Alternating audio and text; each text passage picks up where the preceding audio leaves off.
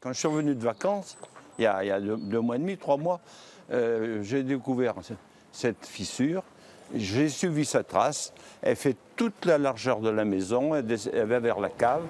C'était en octobre 2016. La maison de Jeanne Massia a souffert d'une météo exceptionnellement sèche.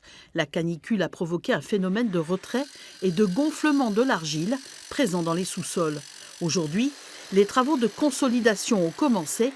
Après avoir percé les fondations, on injecte de la résine expansive. La résine est envoyée à travers des tubes d'injection qui font 12 mm.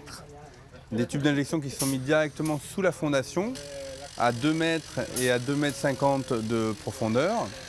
Et le produit qui est injecté remplit tous les vides qu'il y a dans le sol, tous les vides de 1/10 de millimètre, jusqu'à la saturation du terrain. Quand le sol est saturé, le produit va remonter de façon verticale et va donc relever l'ouvrage. L'opération s'effectue sous la surveillance de capteurs laser qui mesurent la réaction de la construction. Au début, le capteur était à 6,5 et maintenant il est à 7. Après quelques heures seulement, le résultat est bluffant. La technique est économique car les travaux ne durent que 3 jours en moyenne et moins contraignante pour les occupants qui ne sont pas obligés de quitter leur domicile. En ce qui concerne les compagnies d'assurance, elles sont de plus en plus intéressées par cette technique car au point de vue de la dépense qu'elle représente par rapport aux autres techniques, ça peut varier de 30 à 50% moins cher.